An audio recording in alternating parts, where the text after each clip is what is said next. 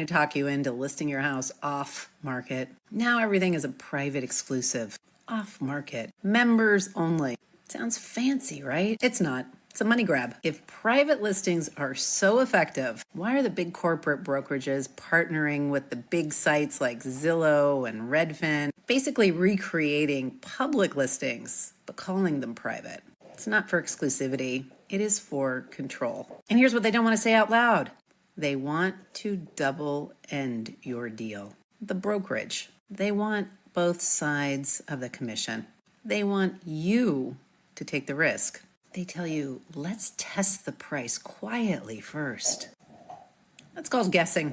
And if your agent needs a trial run, they don't know what they're doing. And thinking you're saving days on market, today's buyers are very sophisticated. They are watching everything. They know your house has been floating around. They know you're testing the price because you're unsure. And that translates into lower offers because it looks like weakness. You are not being strategic. You are being positioned. And these big brokerages convincing their agents that they're elite, that they have exclusive access to listings. They have exclusive access to the commission you're offering. And a lot of them, they don't care about the agent. They don't care about the seller. They care about feeding the machine. And the agents who get caught up in drinking the Kool-Aid, just wait until you decide to leave or they ask you to leave. Your database, they take it. Your email is shut off before you can blink. Your career at that brokerage completely erased like you never existed. So when someone says, let's keep the listing private, ask, who are we hiding it from? And you should know it's always been an option to sell off the MLS. And it's always been an option to go on the MLS, but not populate out to sites like Redfin and Zillow. Make no mistake, when your agent convinces you to list it on a private site, it is not for your benefit. It's not even for the benefit of the agent. It's for the benefit of the big broker behind the agent, throwing fiduciary duty to you completely out the window.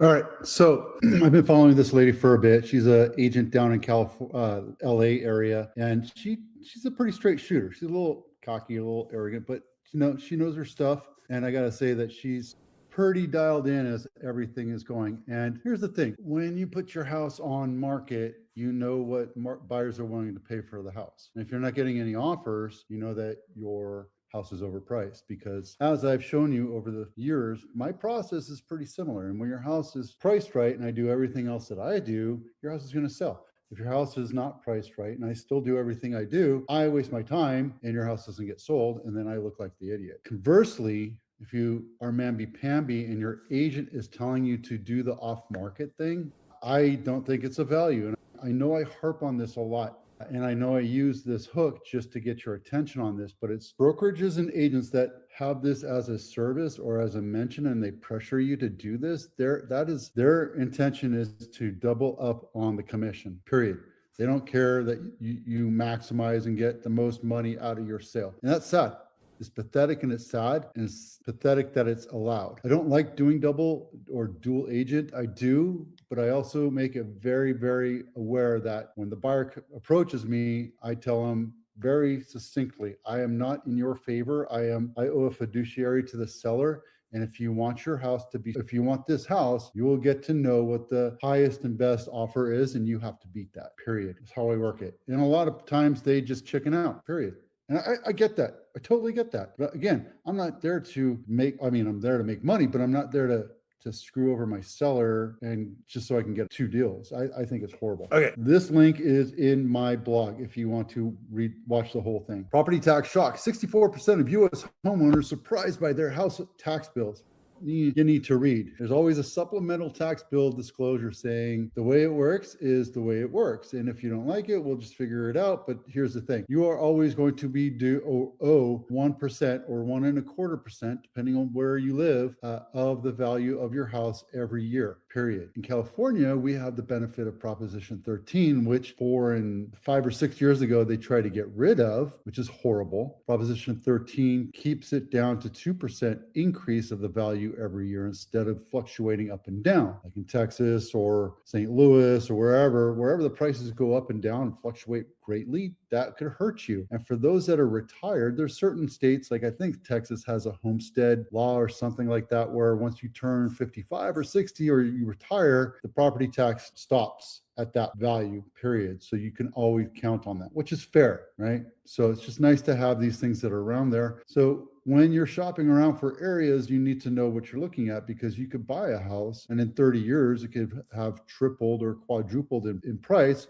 And yeah, guess what? That's the way it is. National survey, 2,500 homeowners conducted in March, published. 76 respondents say their tax bills have recently exceeded their household budgets. Something's got to change. Despite 90% of homeowners expressing concern over the long-term financial impact of these rising costs, an overwhelming 74% have formally appealed. Oh, that's the other thing too. If you think if your values have gone up and you're being assessed incorrectly, let me know. I'm happy to walk you through the process and give you a current value statement, mini appraisal, a broker's price opinion, if you would, of the value of your house.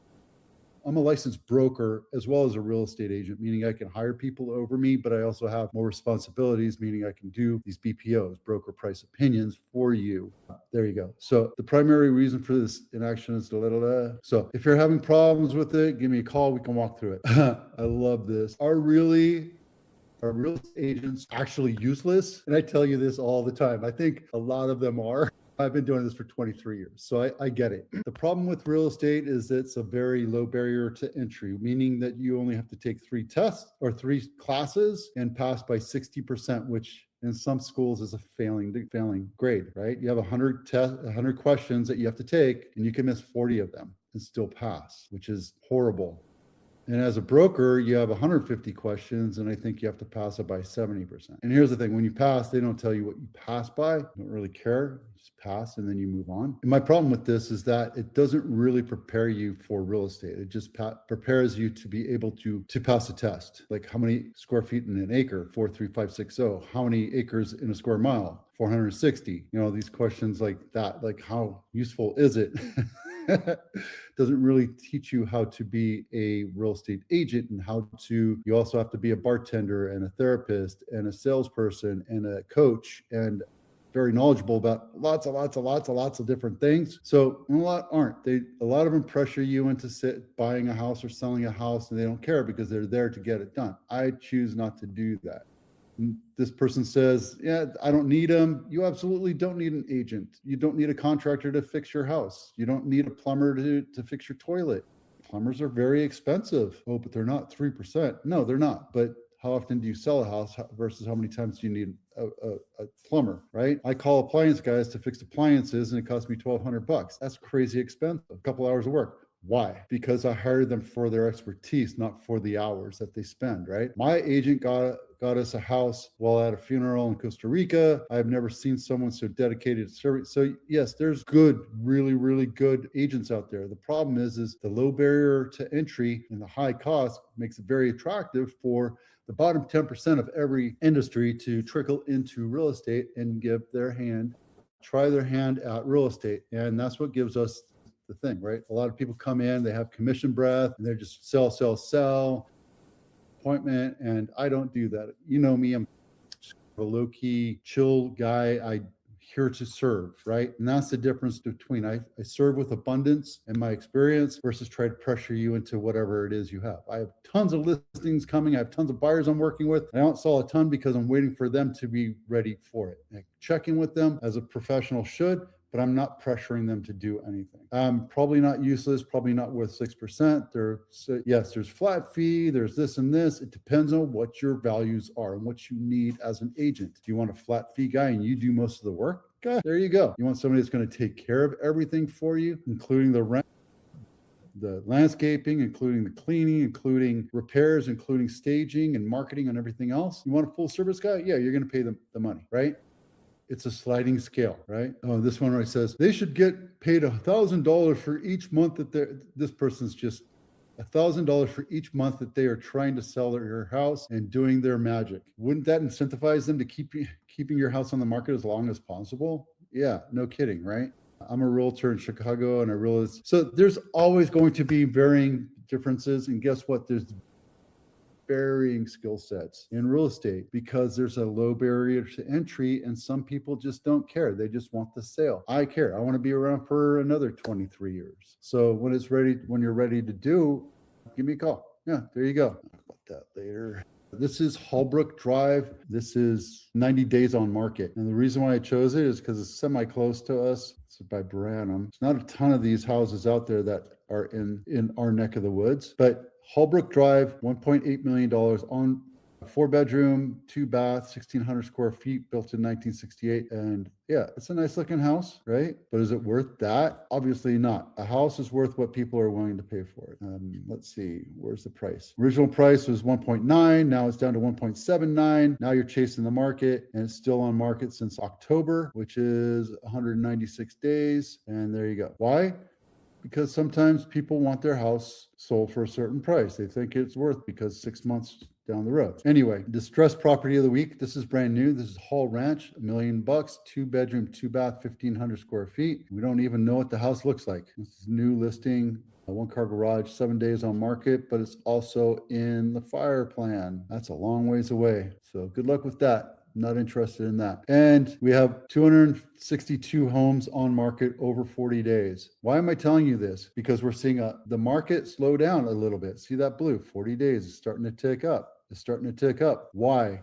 Because rates are high and people want to sell their house, and that's just the way it is. Look, it's for sale. We have more inventory now than we had last year, it looks like. Same thing here in Santa Clara County. This is San Jose, and this is Santa Clara County. We have more inventory now than we did last year. So there you go. And everything else is fine. Back on markets, it's typical. This is a year to date, and last week we had 9 withdrawn. We had 49 canceled and 11 expired. So that's it.